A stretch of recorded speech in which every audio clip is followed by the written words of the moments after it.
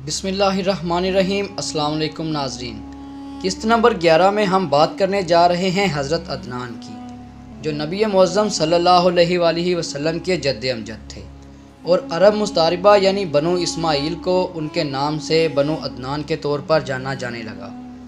آپ ایک نورانی شکل و صورت والے شخص تھے، کیونکہ آپ کی پیشانی پر نور نبوت چمکتا تھا جو حضرت آدم علیہ السلام سے منتقل ہوتا ہوا آپ تک پہنچا۔ ناظرین، حضرت عدنان ایک بہادر عرب سردار تھے۔ باسا اور یثرب کے قبائل کے علاوہ عرب کے بدون قبائل بھی آپ کے ماتحت تھے۔ حضرت عدنان دین ابراہیمی کے پیروکار تھے اور خانہ کعبہ پر غلاف چڑھانے والے پہلے شخص بھی آپ ہی تھے۔ ناظرین، بیان کیا گیا ہے کہ حضرت عدنان کی پیشانی پر نور دیکھ کر جنات ان کا پیچھا کرتے، لہٰذا ان کی حفاظت کے لیے اللہ کریم نے فرشتوں کو مقرر کر رکھا تھا۔ ایک دن وہ اکیلے گھڑ سواری کر رہے تھے کہ فارس کے تقریباً 80 جوانوں نے ان کا تعاقب کیا اور 2 پہاڑوں کے درمیان ان کا گھیراؤ کر لیا۔ وہ تنہا ان کے ساتھ لڑتے رہے یہاں تک کہ ان کا گھوڑا اور وہ خود بھی زخمی ہو گئے۔ تو پہاڑ کے اوپر بھاگتے ہوئے خدا تعالیٰ سے مدد مانگی تو ایک ہاتھ ان کی طرف بڑھا جو انہیں پہاڑ کی چوٹی پر لے گیا۔ اس کے بعد ایک چیخ سنائی دی جس سے تمام دشمن ہلاک ہو گئے۔ حضرت عدنان نے آخری عمر میں یمن کی طرف ہجرت کی اور وہیں آپ کی وفات ہوئی۔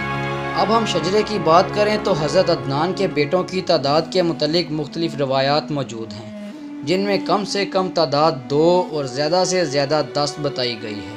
البتہ نام صرف 6 بیٹوں کے بیان کیے گئے، جن میں ماد، اک، دیت، علی، عدین اور ابی شامل ہیں، جبکہ ہم بات کریں گے صرف حضرت ماد کی، کیونکہ اللہ کریم کے حکم سے نور نبوت حضرت عدنان کے بعد ان کے بیٹے حضرت ماد کی پیشانی میں منتقل ہوا۔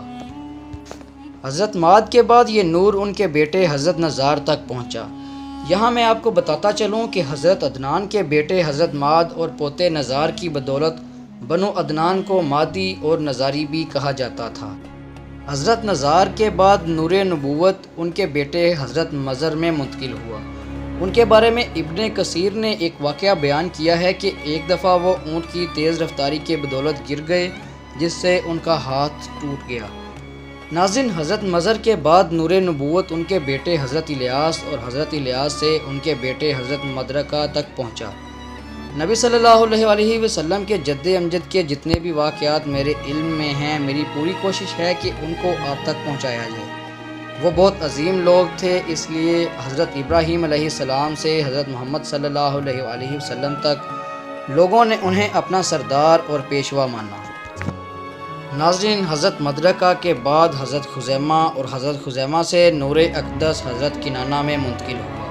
حضرت کنانہ بن خزیمہ کے متعلق صحیح مسلم کی ایک روایت کو ابن کثیر نے نقل کیا ہے کہ نبی صلی اللہ علیہ وآلہ وسلم نے ارشاد فرمایا کہ اللہ نے اسماعیل علیہ السلام کی اولاد سے کنانہ کو منتخب کیا، کنانہ میں قریش کو اور قریش میں بنی ہاشم کو، اور بنی ہاشم سے مجھے منتخب فرمایا۔ ناظرین، حضرت کنانہ سے نور نبوت حضرت نضر میں منتقل ہوا اور حضرت نضر سے ان کے صاحبزادے جناب مالک کی پیشانی میں وہ نور چمکا۔ حضرت مالک سے اس نور کی منتقلی حضرت فہر کی پیشانی میں ہوئی۔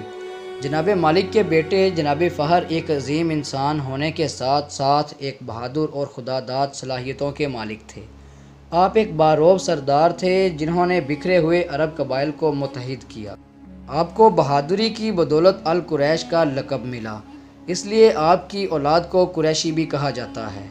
قریش کا مطلب ایک ایسی مچھلی ہے جو سمندر کی تمام مخلوقات پر حاوی ہو۔ حضرت فہر چونکہ بہت زیادہ بہادر تھے، اس لیے انہیں القریش کا لقب ملا۔ انہیں تمام عربوں نے سردار تسلیم کیا اور کعبۃ اللہ کی تولیت آپ کے پاس آئی، یعنی جناب فہر اور ان کی آل کو کعبے کے متولی ہونے کا شرف حاصل ہوا۔ ناظرین، اگلی قسط میں ہم حضرت فہر سے شجرے کو آگے بڑھائیں گے۔ ابھی تک کے لیے اتنا ہی، اپنا خیال رکھیے گا۔ اللہ حافظ۔